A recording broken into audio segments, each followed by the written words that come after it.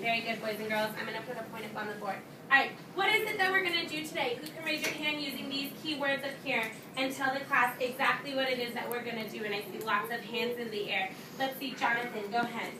Today we're going to ask questions about books before we read. Very good. And do you know which book it is that you guys are going to be working to ask questions on? Do you know which book it is that you're going to be working to ask questions on, Carlos? Frog and Toad. And Frog and Toad is a part of your... Book series. Your what? Book series. Book series. So you all have your own book series that you're studying, and I see Elise sitting up in ALP, her eyes are on me. Van is sitting up in ALP, his eyes are on me. You all have your own book series that you're studying. So before we read the book, we have to ask some questions about the book, because all good readers look at a book, and before they begin to read the book, they ask questions, so that way when they're reading the book, their goal is to answer those questions. So all good readers, and I see Tamias' eyes, I see Jonathan's eyes.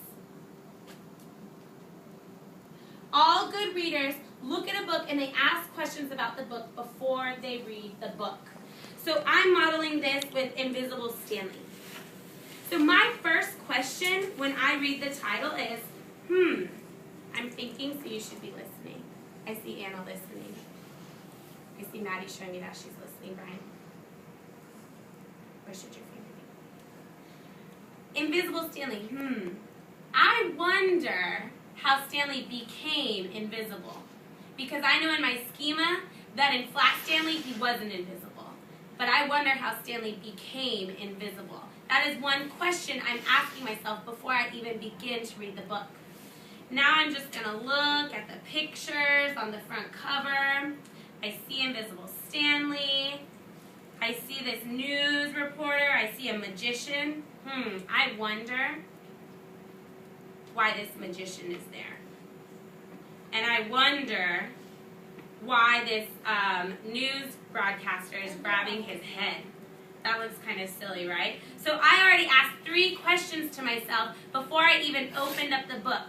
Because remember, all good readers ask questions before they start reading. So now I'm going to turn to the back of my book.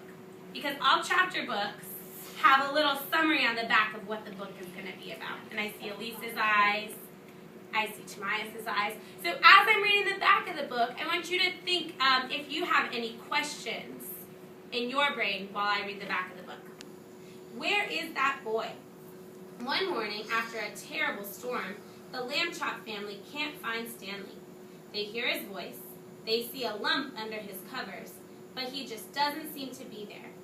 And then they realize the truth. Stanley has become invisible.